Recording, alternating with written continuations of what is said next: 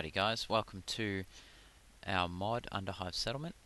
I'm going to be doing a few videos just to show you how to get started in this mod. It is quite difficult compared to normal DF, and there's a lot of new economy changes. So to start off with, we're going to do water stills, getting your hivers hydrated and see if they can survive the year.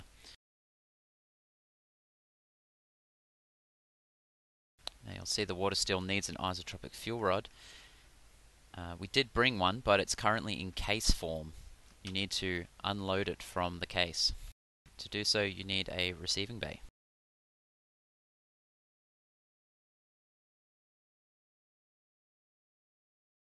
Receiving bay is free to build, it's just an area. You'll see here that we can unload a variety of things. Prepare fuel rod for use is what we want.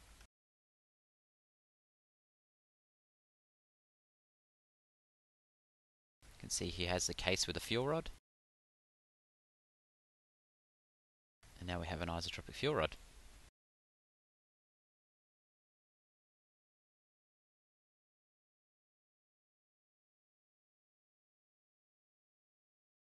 The items used in its construction were a giant metal drum, isotropic fuel rod, and a block or a boulder.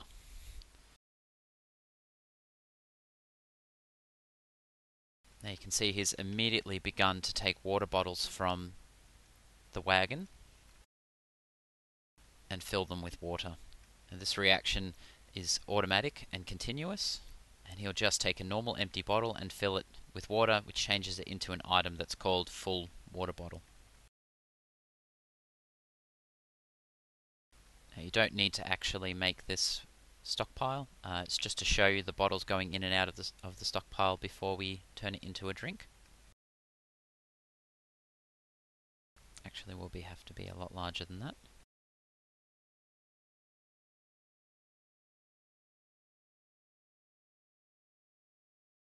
You can see that he's already filled up 3 bottles of water. Something that is not intuitive is that you embark with rock bottles, but when they're finished in this reaction they turn into glass. That's just to get around various things in Dwarf Fortress that we can't change, but when you build them they'll be glass. You can also see here all of the different tools that we have brought with us. The cases of food and water and isotropic rods all count as tools as well. So this can be a good way to move things straight into a new fort. The cases are obviously heavy, but some creatures will steal, and they are quite expensive items, so they tend to get stolen first and can cost you quite a lot early on.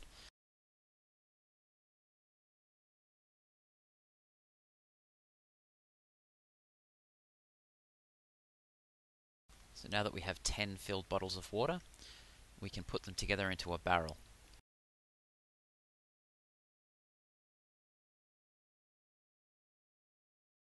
To do this, you need a distillarium.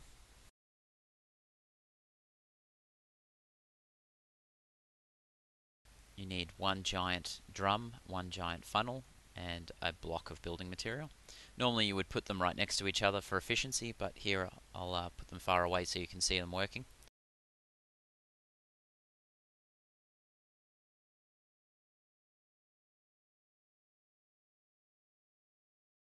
Now you'll see that the combined bottles to barrel reaction is automated as well. As soon as you have 10 and a barrel, 10 bottles of water and a barrel, he'll automatically turn them into a barrel of drink. This is quite time consuming because he has to move 11 items to that workshop, which is why you want to put them very close together and put your empty barrels very close as well.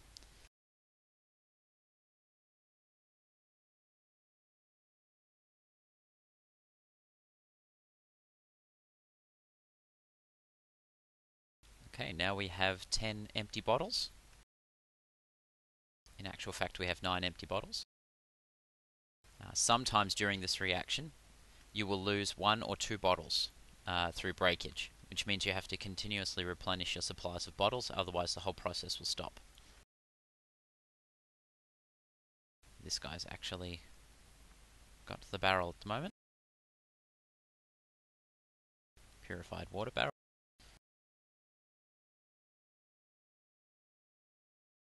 Now, something else you can do at the start with this build, you can unload water if you have a giant canister of water, which we have, and if you have 3 barrels. Now, this gives you 50 water drinks and an 80% chance to get an extra 25. So for now, we'll drop down a carpenter's workshop. It's a standard Dwarf Fortress workshop.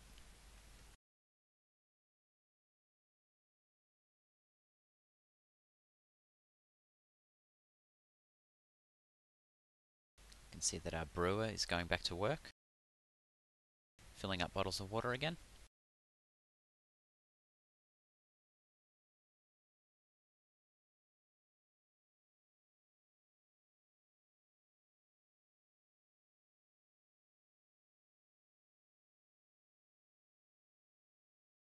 So he has the giant canister of water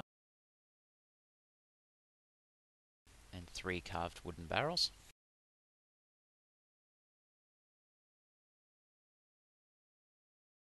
And we were lucky and got 3 barrels full of water. Generally, you should do this first before you build your still, or while you're building your still, just so that you've got a bunch of drinks ready to go. If you really want to take a risk, you can make an embark without a isotropic fuel rod, and instead just take loads of water to unload. And you can last quite a while, but the water still is ongoing.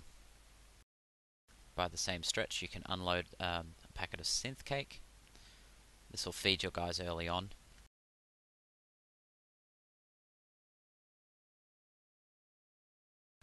Now, these will wither unless you put them in a storage. In a stockpile, I should say.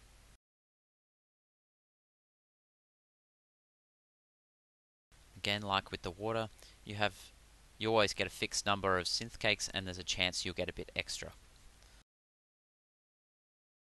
Also, remember that even if you have 10 bottles of water, if you have no more barrels, he won't fill them.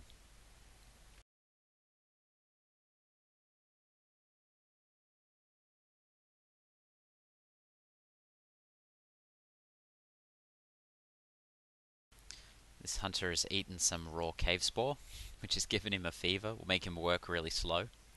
There's a chance he'll go and lie down for a while.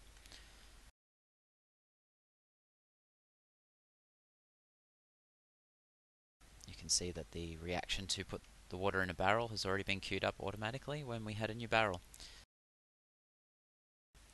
So I believe the new system works really well. It's very smooth.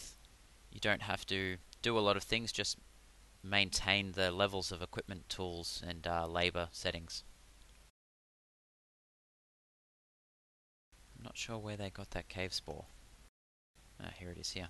If you don't want them to eat it, you can press F to forbid them from eating it early on. You probably want to turn this into seeds or into lime milk. Also stops you guys getting sick.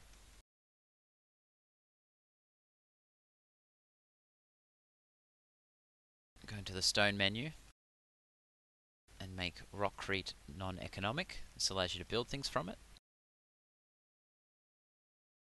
By placing a kiln, you can build new bottles for your water industry as well.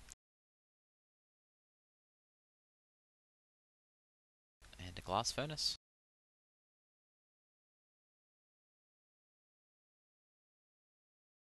You will have to enable some labours, furnace operating and glass making to get these workshops built.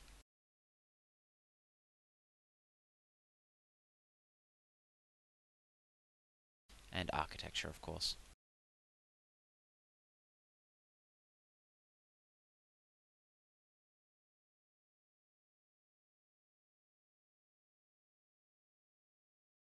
And masonry, apparently.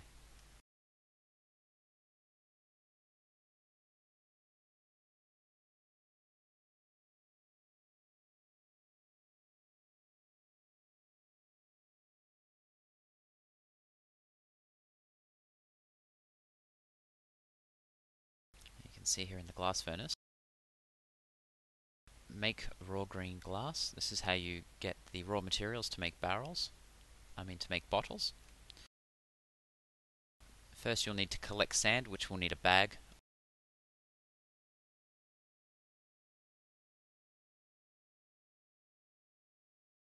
You can see how slow it's taking that guy to build the kiln. It's because he has a fever, he works very slowly. Make glass bottles is the reaction we want. It needs fuel and rough glass gems, which is raw glass. It will make 5 bottles. So to do this, to make 5 bottles, you will need in total 2 fuel and some sand. To get sand, you need to designate a sand collection area using the I for zones menu.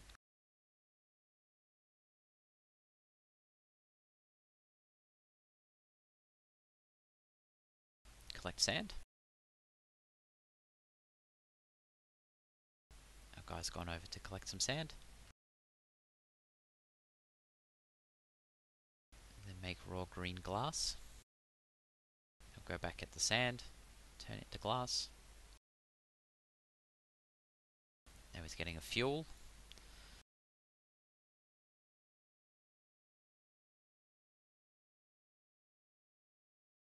Now we can make glass bottles.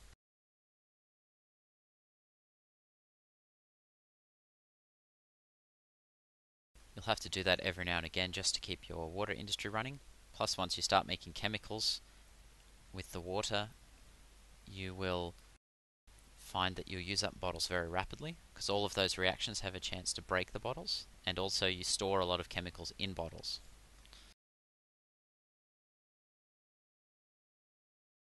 Hopefully that should keep your fort running for a while. I would highly recommend doing this indoors, mind you. Some of the creatures will come and break things, steal items. If you lose too many bottles to theft, you'll find you're in big trouble. This being the pre-made embark, I've made it fairly easy. If you choose your own embark, you'll find that it's a lot tougher.